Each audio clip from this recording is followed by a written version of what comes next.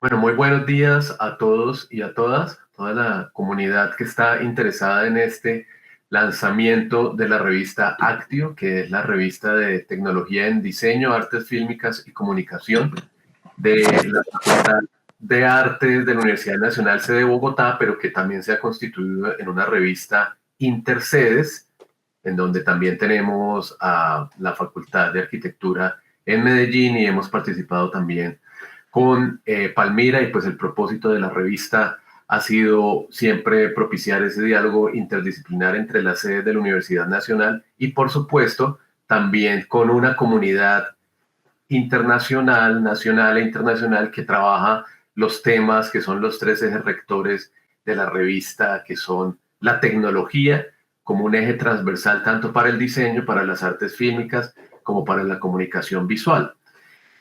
Actio es una revista de acceso abierto que se ha caracterizado por la interdisciplinariedad y la transdisciplinariedad, por ser una revista que innova yendo un poco más allá de las escrituras alfabéticas, es decir, cumplimos con lo que generalmente hacen las revistas académicas, pero pues también tenemos unos soportes mediales en donde es posible tener videoensayos, en donde es posible tener audio y en donde es posible pues toda la medialidad que nos da esta modernidad, pero pues también la ventaja de estar en una facultad de artes, pues poder propiciar una discusión académica no solamente con el texto.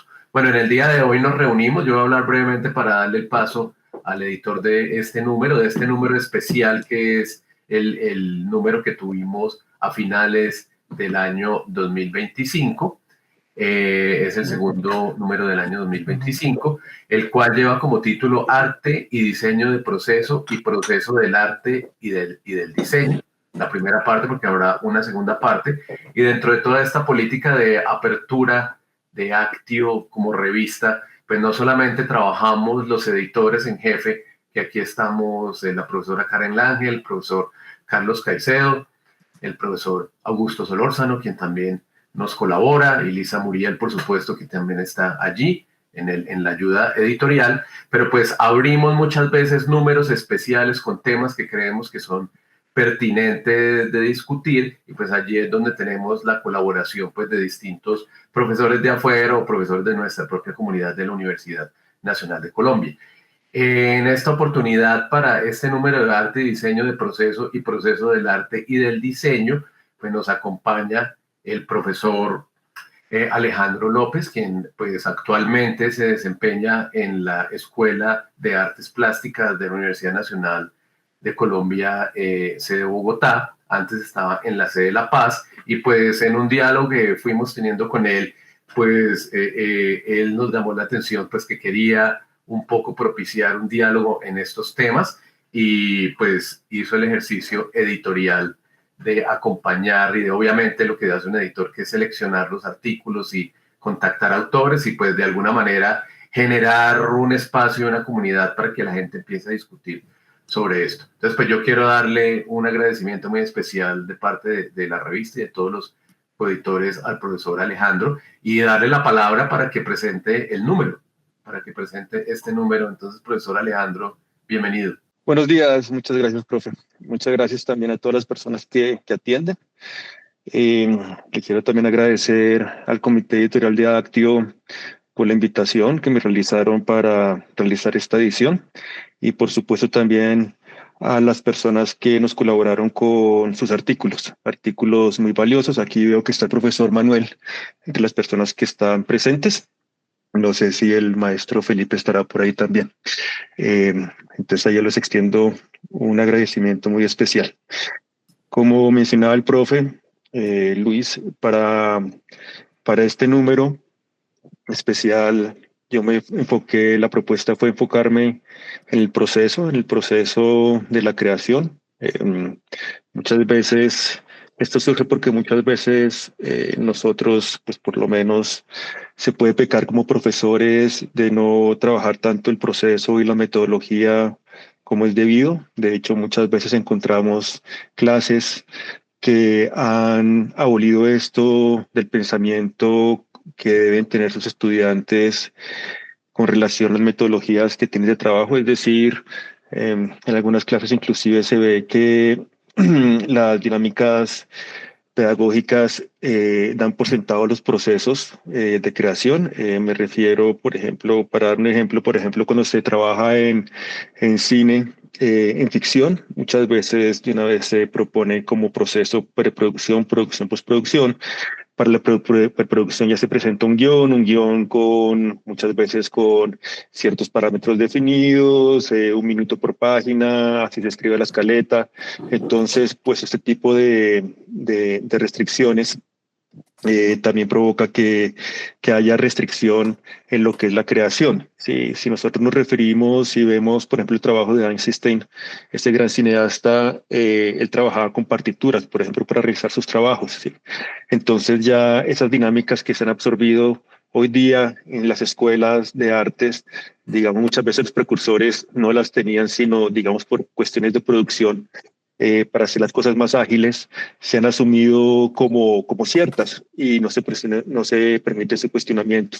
Entonces, esta propuesta de pensar en el proceso es para invitar a las personas, a los profes, a los profesores, a las profesoras, también a los artistas, a estudiantes, a considerar que en el proceso hay un potencial creativo sumamente importante, no solo en el arte que se llama procesual, cuando se expone el proceso como tal, sino también toda obra que se realiza tiene un proceso en sí y cada obra es diferente. Así muchas veces nos hagan pensar que no hay un proceso diferencial en cada artista, ¿sí? Entonces, los artículos que son publicados en este número nos invitan a pensar en esas diferencias tan importantes que hay que resaltar. Entonces, le doy nuevamente las gracias a las personas que los colaboraron con sus artículos y a los editores y procedo a ceder la palabra para escuchar a las personas que nos colaboraron con sus trabajos. Muchas gracias. Buenos días, ¿qué tal? Bueno, gracias por la introducción y obviamente gracias por la oportunidad de participar en este número. Como está aquí en la pantalla, se muestra el artículo que escribimos, se llama El estereotipo documental y son discusiones en la influencia occidental en la concepción, producción y distribución de documentales colombianos y pakistaníes, que fue escrito por mí y por el profesor Umer Bilal. Bueno, pues nosotros en realidad lo que les quería decir es que nosotros partimos desde el punto de vista para este artículo desde la existencia de una hegemonía en la industria del cine, que es claramente el cine de Hollywood, que ha presentado una mirada occidental y eurocéntrica en el cine. Y esa mirada occidental y eurocéntrica pues ha generado unos estereotipos en los que en los que se habla de ciertas nacionalidades y de ciertos lugares de una manera específica. Esa es la razón por la que nos unimos un colombiano y un pakistaní a hablar de esto. Precisamente porque dentro de esa hegemonía eurocéntrica y de Hollywood, Colombia y Pakistán han sido representados de manera muy específica en el cine, ¿no? Básicamente nosotros hemos sido representados como colombianos como narcotraficantes y pakistaníes como terroristas, ¿sí? Pero entonces quisimos hacer esto desde el oficio del documentalista, pues porque nosotros somos documentalistas y quisimos hacernos estas preguntas desde ese punto de vista. Desde el punto de vista también de lo que significa poner en marcha un proyecto cinematográfico documental autoral, ¿sí? En el mundo del cine documental, pues también estamos llenos de estas generalizaciones, estas estereotipaciones y estas simplificaciones Y para dar cuenta de algo que habla de eso es que, por ejemplo, en la historia del cine documental, una de las más grandes presencias hegemónicas es el trabajo de Jean Rouch. Jean Rouch, que es por un lado considerado uno de los padres del cine documental y referente obligatorio de todas las clases de cine ya en todo el mundo por ya más de 40 años. Pero por otro lado, pues el cine de Jean Rouch es el que, pues, principalmente en el que hizo en lo que hoy es el Níger, que era una colonia francesa en las épocas de Rouch. Rouch es considerado por muchos y por mí también como alguien que ejercía un cine de dominación colonial, de simplificación y de estereotipación del otro. Por un lado podemos hablar por un lado, de cómo partimos a construir una película documental, y la otra parte pues es que como cineastas tenemos varias motivaciones a la hora de hacer una película, ¿no? Tenemos motivaciones artísticas, filantrópicas, experimentales, sociales, investigativas, etcétera, ¿sí? Y hay una motivación que es muy fuerte y es precisamente la motivación que tenemos todos, que es muy simple pero muy fuerte, que es la motivación de seguir haciendo películas, ¿no? De tener una carrera exitosa, ¿sí? Tener una carrera exitosa significa tener el reconocimiento en el mercado, y hacer un producto que tenga éxito en el mercado, pues también tiene una repercusión comercial, ¿sí? Y es por eso que es por este tipo de cosas que desde el momento de concebir la idea de una película documental, nosotros ya estamos pensando en las líneas divisorias de lo que es vendible y lo que no es vendible, ¿sí? Especialmente cuando venimos de la periferia del mercado hegemónico, ¿sí? Estamos ya desde la idea pensando que esto sí lo podemos poner en el mercado, esto no. Después de eso, en el cine documental también hay una gran dependencia hacia los festivales de cine como espacios de validación artística, y los festivales de cine están prolongando esa agenda de una mirada, de esa misma mirada desde la hegemonía. Entonces, desde el momento de concebir la película, nosotros mismos dentro de la periferia, y los mismos que hemos tenido unas representaciones negativas y cuestionables, ¿sí? Nosotros estamos asignándole una mirada externa, una mirada occidental y eurocéntrica a lo que nosotros mismos hacemos, ¿sí? Y el resultado de eso en la historia cinematográfica son muchos documentales que han sido exitosos en los mercados occidentales, pero que localmente muchas veces se ven con sospecha, ¿sí? Esto es algo que yo creo que muchos de nosotros aquí presentes lo hemos visto. Esto es algo que también se ha discutido incluso de manera cinematográfica en Latinoamérica, en Argentina, en los acercamientos del tercer cine, en el trabajo de Luis Ospina y Carlos Mayolo en Colombia, en África, en el trabajo de Ousmane Sembène de Senegal, ¿sí? Pero sin embargo las cosas no han cambiado, o sea, llevamos más de 50 años en que hemos hecho este tipo hemos iniciado y reiniciado este tipo de discusiones, pero las cosas no cambian. Y si nos vamos a la academia, pues las cosas resultan a veces, parecen incluso peores. En la academia tenemos, para decirlo rápidamente, en la academia tenemos montañas y montañas de artículos que hablan de las mismas películas de las mismas películas, y se referencian una y otra vez para hablar de lo mismo. Y también prolongar los festivales de cine con miradas eurocéntricas y occidentales, las películas con premios en esos festivales, y básicamente las dinámicas de mercado en las que vivimos. Entonces, pues nos propusimos hablar de esto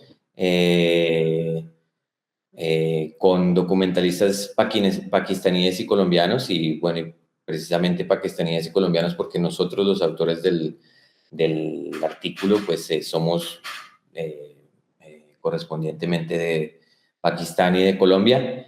Y por lo que les decía que eso es precisamente algo que nos ha tocado directamente a nosotros en cómo hemos sido nosotros representados y cómo nosotros podemos caer en la trampa de hacer ese mismo tipo de representación en el cine.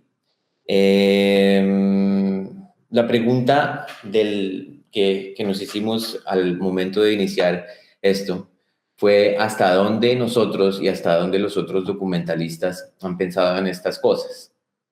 Y entonces empezamos a contactar a estos documentalistas y empezamos a hablar de este tema. Y digamos que la gran sorpresa de esto fue que no estábamos preparados para la elocuencia y detalle con el que todos los entrevistados han pensado de esto, ¿sí? Profe, perdón interrumpirlo, pero tenemos, sí. Para darle paso a los otros, le pediría que sintetice y vayamos terminando. Sí, ya estoy cerrando. Bueno, gracias. Ya estoy cerrando. Entonces, lo que no estábamos preparados era básicamente para la cantidad de detalle con la que todos los documentalistas han pensado en esto. Y eso es de lo que se trata. Con esto quiero ir cerrando porque pues ese va a ser el contenido con el que se van a encontrar en el artículo, ¿no?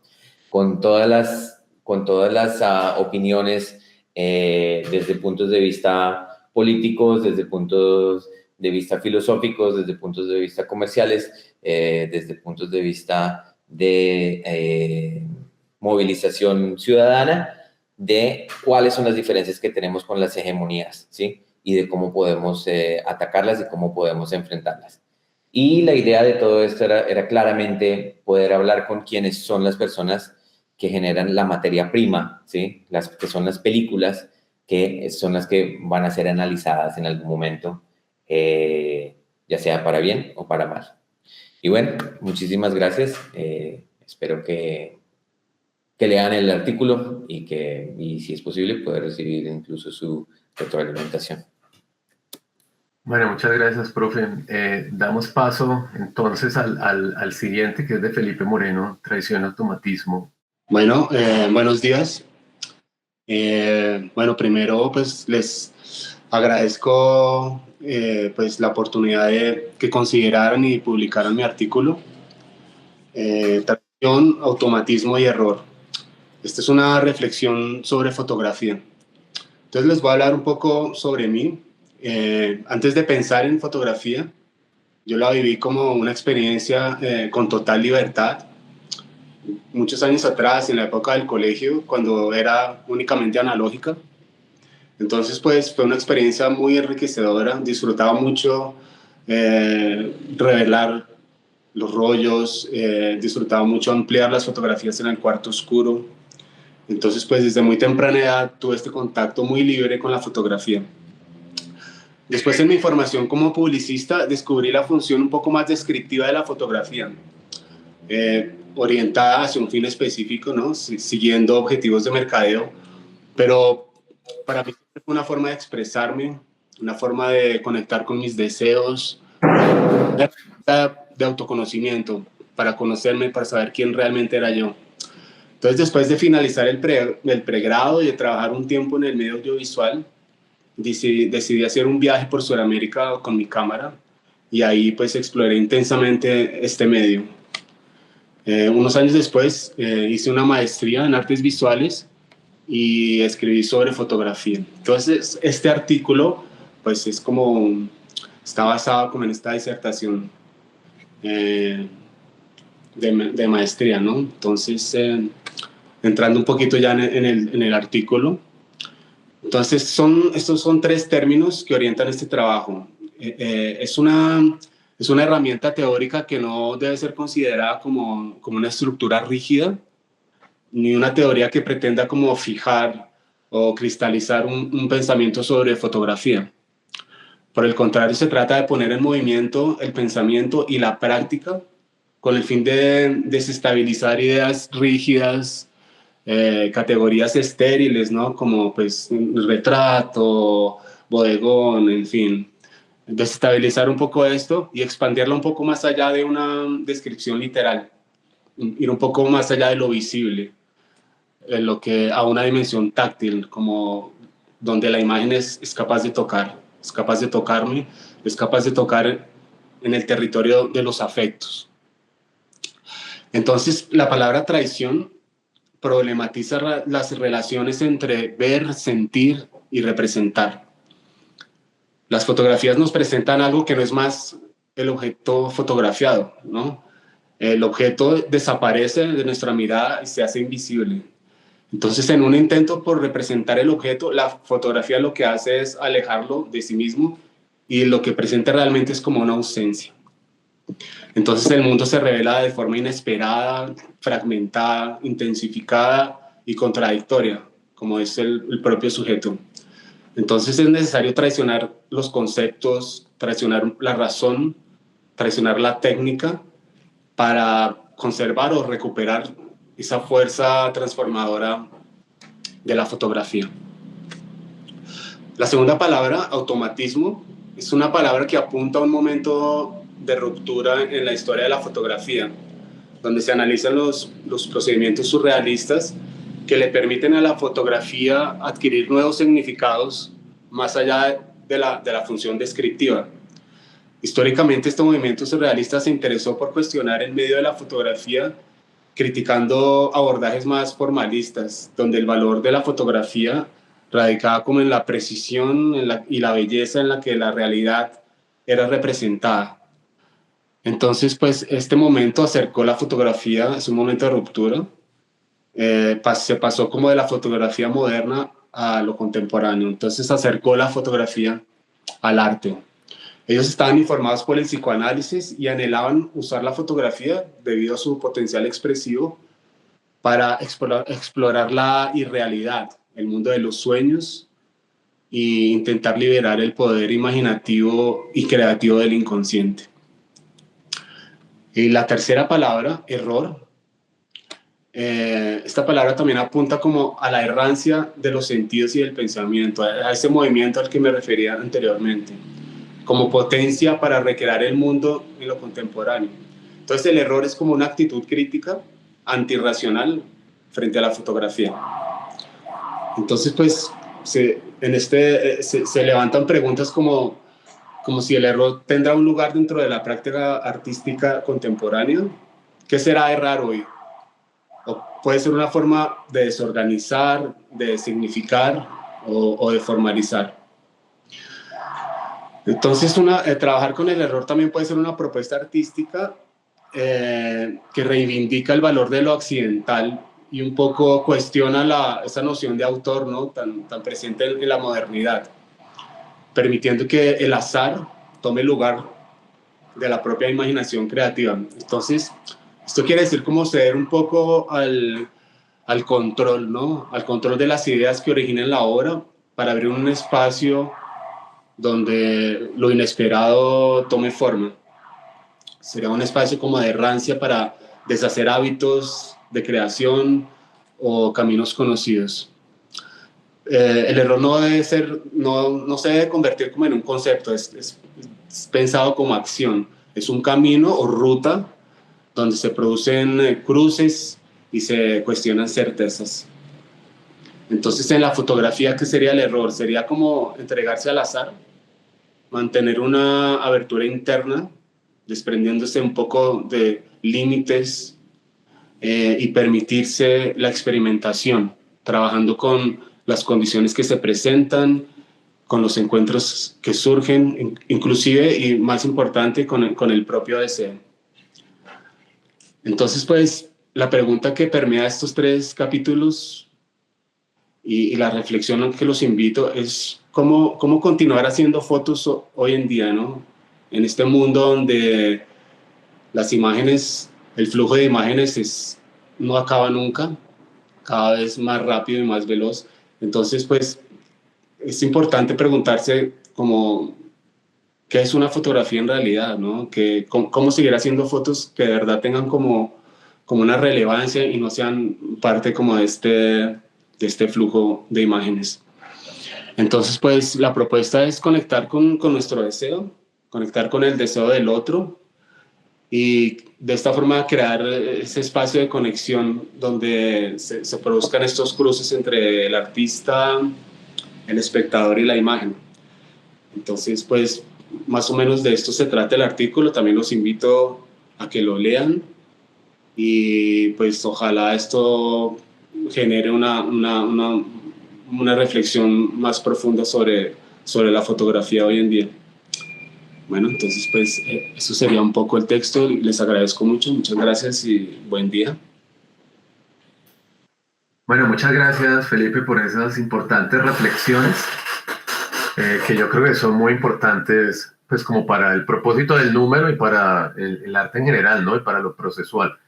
Seguimos entonces con el profesor Julio César Goyes, quien pues ha hecho parte también del equipo de Actio, que nos va a contar sobre una entrevista sobre la cultura, el texto, el análisis, el sujeto, la imagen, la crisis del relato y los totalitarismos. Profe, bienvenido aquí a su casa. Luis Fernando, muchísimas gracias. Buenos días a todos. A Felipe, a Manuel, a todos los que están aquí, a Daniel. Qué interesante la propuesta del número, ¿no? Estaba pensando en lo que acaba de decir Felipe sobre el error en la imagen y también sobre el concepto operativo de proceso. Porque, digamos, la línea que les voy a presentar tiene que ver con eso, ¿no? Desde otras, digamos, perspectivas. Bueno, pues en esta ocasión, tratando de ampliar un par de entrevistas anteriores, una que se hizo en el 2009, que se llamó Los ritos y la sociedad del espejo, publicada en Omnibus, en Madrid, en España, que era una primera entrevista que le hice al profesor Jesús González Requena, y luego otra que se hizo aquí en Bogotá, en la Universidad Nacional, que fue visual, que era el texto audiovisual en la televisión de la UNAL, por allá en el 14. Entonces, esas dos entrevistas, pues en esta se amplía mucho las temáticas. Una vez que yo, pues, hice mi doctorado y justamente fue mi director, entonces quería preguntarle y ampliar otros conceptos. Pues Jesús González Requena es, digamos, uno de los grandes analistas del texto audiovisual, sobre todo del cine. Un catedrático, él se dedica a eso hace muchísimos años, presidente de la Asociación Trama y Fondo, que alberga por lo menos 85 investigadores internacionales sobre teoría del texto y análisis textual. Ha escrito muchísimos libros, ¿no? Sobre todo de rusos, de franceses, y su gran libro sobre el cine de Hollywood, que se llama Clásico, Manierista y Postclásico, los relatos de Hollywood, donde él hace su panorama teórico realmente. Y yo le pregunto, es por eso, ¿no? Le pregunto por los inicios de su trabajo, de dónde venía él, porque es un analista interdisciplinar, entonces opera con el psicoanálisis, como para él es la gran antropología de la subjetividad contemporánea, ¿no? Habla de que el dato mayor de la contemporaneidad es el inconsciente, ¿no? Y que por tanto es necesario trabajar con él cuando se habla de la imagen. Y por eso decía lo del error, ¿no? Que en análisis textual se trabaja como la presencia de la ignición o de lo real, porque el error es muy importante, o sea, siempre va a estar allí. Y ese error, en vez de, digamos, de excluirlo, se capitaliza para el análisis, porque es allí donde aparece el sujeto o la subjetividad, es lo que se hace en la teoría. Y bueno, y él pues es psicólogo, estudió pues también ciencias de la información. Un dato interesante en la entrevista es que él me dice que cuando joven quiso ser cineasta y luego se dedicó a la teoría. Eso es bien interesante, ¿no? Terminó, pues, en este momento es uno de los grandes líderes de la teoría del texto. como digo, habla de la digamos, para el análisis utiliza la interdisciplinariedad, entonces la historia del arte, el arte en sí mismo, la estética, la literatura, la semiótica, porque él viene de la semiótica estructural, digamos, de Barthes, de Saussure, ¿no? Pero se desprende muy pronto de la semiótica y más bien la usa como un nivel dentro del análisis, nada más que un nivel. Los otros niveles son los del deseo y los de lo real en la subjetividad, ¿no? Es bien interesante. La entrevista pues tiene muchos temas, yo no voy a referir casi a todos porque pues era muy larga y yo la condensé, fueron 3 horas, 4 horas, 3 horas y media de conversación con él. Y logramos pues hacer un texto que llamara la atención en varios aspectos. Por ejemplo, el de la teoría, el del análisis, el del sujeto, la presencia del inconsciente, por qué es importante trabajar con el inconsciente hoy, cada vez más importante, y los niveles del texto, ¿no? Que van, digamos, el nivel discursivo, semiótico, comunicativo, el nivel del imaginario y del deseo, el nivel de lo real, donde están pues los grandes problemas de la humanidad y que él piensa que todos los textos audiovisuales está condensado allí la experiencia del sujeto que crea y por tanto es una experiencia que pasa también al espectador, al lector, al que está del otro lado. Entonces, al ver una película, el espectador, el sujeto, o ver la pintura o una exposición de fotografías o un edificio, texto es el cuerpo humano, ¿no? Texto es todo lo que constituye la cultura. Lo que estamos es asistiendo a una experiencia subjetiva poderosa. Entonces yo le pregunto que pues los grandes problemas de nuestras universidades a veces o de nuestras críticas es creer que la subjetividad, como no es objetiva, digamos, los análisis tratan de ser más objetivos que subjetivos. Entonces tiene la respuesta perfecta, simplemente la subjetividad se objetiva en los textos. Y por tanto son datos para leer, son datos para estudiar, son datos objetivos. Ahí lo dice, bueno, y él ha escrito muchísimos libros, así que pues ahí están también, la entrevista se acompaña de varios libros, de teoría y de análisis de varios cineastas. Einstein es uno justamente que él trabaja. Buñuel ha trabajado muchísimo, Hitchcock tremendamente y sobre todo el expresionismo alemán, que a él le ha interesado mucho. Son libros que se consiguen. Algunos pues yo pude traerlos y ponerlos en la biblioteca de la Universidad Nacional, otros están en librerías, pues la mayoría, claro, no están acá, pero por internet se pueden ver todas las reflexiones. Él tiene su página web en donde sube todos los artículos gratis. Los pone allí, inclusive tiene un enlace donde hace el seminario de doctorado de análisis textual y uno puede conectarse a hacer ese seminario si quiere de forma gratuita en la Universidad Complutense, ¿no? En la revista Trama y Fondo, que también se encuentran los artículos gratis. Ya vamos en el número 60, sale ahorita en 5 días, sobre el silencio. Viene otro sobre la crisis de la función materna y en el Congreso sobre culpa. En eso no están en la entrevista, pero aprovecho pues para también comunicarlo.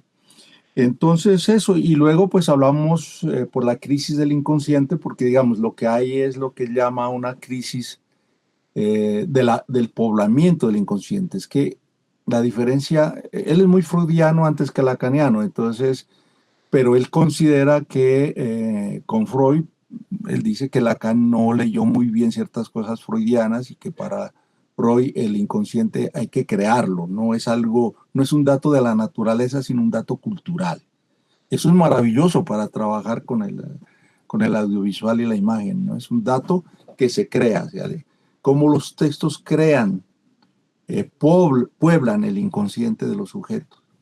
Y por tanto, cuando esto no ocurre, cuando hay una proliferación, una creación, una producción de textos audiovisuales en el mundo que se han despojado de la dimensión simbólica y que están en crisis los imaginarios. Por ejemplo, hablamos sobre la crisis de la narración en el mundo contemporáneo, ¿no? Porque pues hoy en día todo el mundo sabemos, hay textos muy fragmentados que sin un relato fuerte, sino son puras narrativas o narraciones que se atienen más a acciones, más a percepciones que propiamente a una dimensión o un eje simbólico, un relato fuerte, ¿no? Entonces, cuando esto ocurre, pues lo que hay es una crisis del sujeto que lo convierte en narcisista, digamos, lo envuelve en una sociedad del espejo, dice él, y bueno, causa una paranoia y una psicosis que viene y lo lleva al totalitarismo, ¿no? Dicho así, es algo muy sencillo, pero en la entrevista está esto muy bien explicado, digamos, ¿no? Esta gran crisis no es crisis solamente de un sujeto, sino una crisis de la cultura. Entonces, cuando uno ve un cine postnarrativo, uno está viendo también el resultado de una cultura, digamos, que ha entrado en crisis con el relato, que ha entrado en crisis con el sujeto fuerte de la dimensión simbólica y que está pasando hacia otras líneas menos subjetivas, ¿no? Más técnicas o tecnológicas, ¿no? Entonces, pues fue interesante eso, entre otros temas. Por ejemplo, hay un tema muy interesante que eso es del 23, porque la entrevista se hizo en el invierno del 23, allá en Madrid, y él habla allí, por ejemplo, de Trump y de Putin. Él hizo un texto muy interesante, publicado, se consigue también en internet, sobre Disney, y él dice que Disney es más de las estructuras socialistas que propiamente capitalistas. Entonces va a decir en la entrevista una cosa que hoy podríamos Profe, discúlpeme, pero toca ir cerrando ya conversar, y es que dice, sí, vale, porque son muchos temas, sí, de acuerdo, pero entonces dice justamente que Trump está muy fascinado por la imagen de Putin, ¿no? Y va a hablar de eso, va a hablar de los totalitarismos. Ahí yo le doy un buen espacio para que él se explaye para hablar de cómo el arte habla o deja de hablar justamente de los grandes problemas de la humanidad. Muchas gracias. Bueno, profe, no, muy interesante ese abrebocas que nos da ahí para leer la entrevista. Muchas gracias.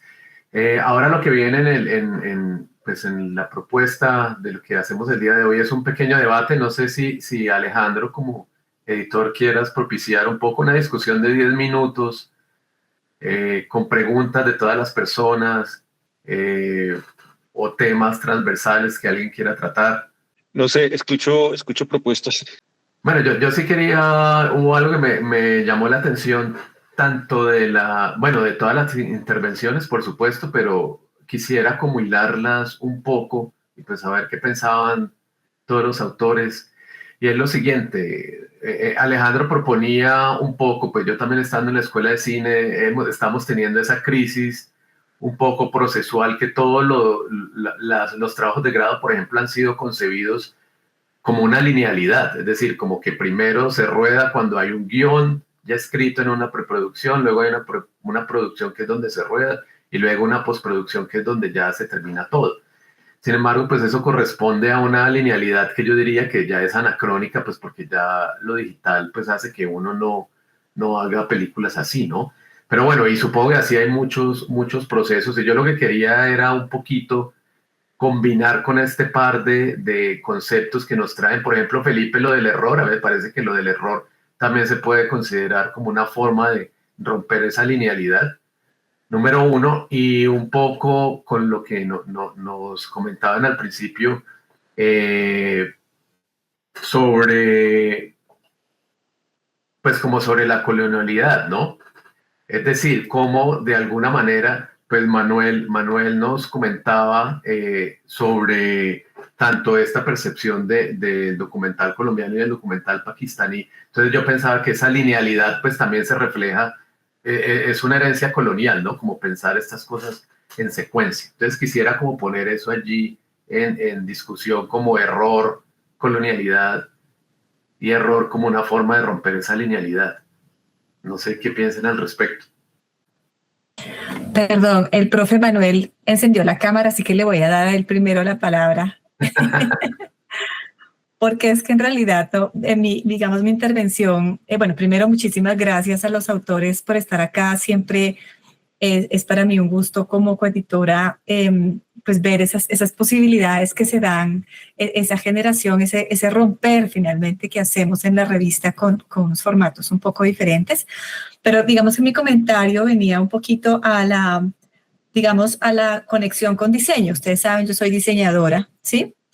Y cuando escuchaba al profe Manuel, cuando escuchaba al profe Felipe e inclusive pues al profe Julio César, pues pensaba en esos conceptos y los traducía, digamos, al diseño, al proceso de diseño. Entonces, digamos, el tema del error, por ejemplo, en diseño, esa es la base, es decir, prueba y error sigue siendo la base del diseño, ¿sí? En todo, y digamos que nosotros en diseño, pues sí le damos una importancia muy grande al tema del proceso, digamos en términos de enseñanza, es lo que quiero decir, pero pues también ahí pasa lo hegemónico, digamos, o la colonialidad, porque pues utilizamos métodos de diseño que son eurocéntricos y hace poco pues con una colega que estamos ahorita en un curso juntas, pues venía esa reflexión sobre el diseño mestizo, que es algo que trabajamos en otro momento, pues en la otra presentación estuvo también ese tema, en donde pues yo le decía, mira, genera los principios de diseño mestizo, y me decía, Karen, no, es que no funciona así, ¿sí? Y ella intentó, dijo, no, es que precisamente es otra lógica la que tenemos. Entonces, bueno, eso quería comentar en realidad, pues no es que esté respondiendo a lo que decía el profe Luis Fernando, pero hacía esa analogía y decía, pues qué cosas tan, digamos, tan interesantes se pueden dar cuando nos escuchamos, ¿sí? Cuando dialogamos. A mí me impresionaba pues lo que decía el profe Manuel cuando decía, mire, es que no esperábamos que íbamos a tener toda esa, como toda esa, no me acuerdo cómo lo dijo, pero pues esa respuesta, ¿no? Que tuvieron cuando hicieron su investigación. Y bueno, eso quería comentar y también pues comentar un poquito sobre lo del profe Julio César con el tema del inconsciente y de la imagen y cómo pues en diseño también los utilizamos ahorita mucho más fuerte, digamos mucho más cercanos. Sé que no es una síntesis, pero era un comentario sobre eso. Gracias. No, gracias, profesora Karen. No se trata justamente de síntesis. No sé si el profesor Manuel quería intervenir, según entendí. Pues no, tampoco tenía así como algo muy puntual, quería más bien como tocar lo que se está hablando, pero no tenía así como algo muy puntual que decir sobre esto, sobre todo esto, quería más como dar a las impresiones que tengo, pues en el mundo del cine muchas veces no nos permite la oportunidad del error, ¿no? Eso nos pasa a nosotros, porque el modelo de producción del cine, el modelo de producción hegemónico, y siendo el cine algo que cuesta bastante dinero y para el que hay que pasar mucho tiempo buscando ese dinero y buscando esos recursos, entonces lo que se busca es precisamente llegar a un lugar a donde se va a recolectar el dinero y ya se tenga de una forma muy hermética, ya cerrado lo que uno va a decir, ¿no? Y presentar esa propuesta perfecta para la que le van a dar a uno dinero para poder realizar su película. Digamos que el error pertenece a una etapa anterior, ¿sí? Pero de ahí en adelante, cuando hablamos de esto, de por ejemplo, cuando tenemos que ir a mercados internacionales y cuando tenemos que ir a presentarnos en festivales internacionales y a buscar como esa especie de, eso que le llaman universalidad, que en realidad es una universalidad occidental a nuestros proyectos, en ese momento ya quedó de alguna manera cerrada o en una muy gran medida esa posibilidad del error y tenemos que seguir ese mismo modelo de producción de ahí en adelante, ¿no? La única forma en que tenemos muchas veces de ejercer nuestro propio modelo de producción, es siendo completamente independiente, ¿sí? Y esa completa independencia, pues es también el riesgo de no pertenecer al mercado, ¿no? Ahí está siempre la dicotomía, ¿no? Como de quiero pertenecer al mercado, entonces, ¿qué tanto tengo que sacrificar para eso? O quiero tener la libertad para hacer una producción artística propia y sin todas las condiciones del mercado hegemónico, pero entonces, ¿qué estoy sacrificando con todo eso? ¿Sí? Eso. Bueno, muchas gracias. Creo que el profesor Carlos Caicedo había levantado la mano y luego la profesora Karen. Muy buenos días. Muchas gracias a nuestro redactor invitado, ya a los autores. Creo que a partir de las últimas intervenciones hay un reto que Actio debe recoger, y creo que hay que crear un espacio de diálogo y de unas especies de workshop entre docentes e investigadores para lograr y no solamente reconocer esas tendencias, caracterizarlas y a veces conceptualizarlas, sino ponerlas en ejecución. O sea, todo eso que hemos leído en los últimos 2 años sobre diseño mestizo, que además se ha proyectado tanto en la Facultad de Sociología como en el programa de Sociología como en el programa de Diseño, pues muestra una riqueza en la cotidianidad de la que se está dando cuenta y tiene que volver al aula, pero hay un trabajo que Actio está provocando, y creo que debemos crear otra, excúseme profesora Karen, que usted siempre es la que finalmente pone las cosas en tierra, otra actividad que es muy pertinente. O sea, yo creo que de muchas maneras estamos en un momento de inflexión, y creo que hay que abordarlo, y mucho de esto pues ha pasado en estos encuentros y pues en esas páginas, hablando en una expresión textual arcaica, por las páginas de Actio, que no son solo las páginas. Bueno, dejo eso ahí y reitero la gratitud a quienes han participado en esta nueva puesta en escena de Actio. Muchas gracias. Gracias, profe. Profesora Karen. Muchas gracias, profe. Bueno, solo una pequeña, antes de dar el cierre, porque pues ya en tiempo tenemos que ir cerrando, pero, profe Manuel, en diseño también nos sale caro el tema del error, pero me encanta cómo usted lo pone, porque pues nosotros digamos que la consecuencia de hacer un error mal es que pues la empresa puede morir, ¿sí? O que nos toque recoger un montón de productos en el mercado, como ha pasado sí, que si algo sale con algún error, pues entonces toca recoger los productos, volverlos a hacer o perder, digamos, el mercado y fracasar, digamos. O sea, sí hay una consecuencia fuerte que quería comentar, pero claro, es muy diferente a la de ustedes, que me parece interesantísimo cómo lo plantean. Bueno, entonces, profe Carlos, sí, pues creo que podemos ir pensando con su merced, con el profe Luis Fernando, con el profe Augusto, con el profe John, pensando también en los 10 años que Actio está cumpliendo, bueno, que va a cumplir este año cumplimos el número 10, entonces pues pensemos en algo a ese respecto.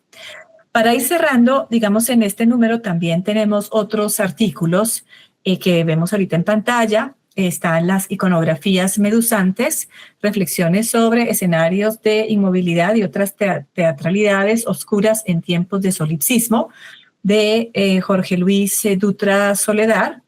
También tenemos Poéticas fronterizas, la frontera como tropo y el cuerpo como residuo, una lectura semiológica de Estorbo de Teresa Margolles y Herida oscura de Carlos Martiel, de Vanessa Solano Cohen, y finaliza un artículo sobre los 4 placeres, posibilitando experiencias holísticas positivas de usuario del profesor Patrick Jordan, que hace una reflexión sobre 25 años de venir aplicando el modelo de los 4 placeres en diseño. que ha sido pues muy exitoso y pues bueno, reflexiona sobre esos aprendizajes. Por último, entonces también invitarlos a la nueva convocatoria que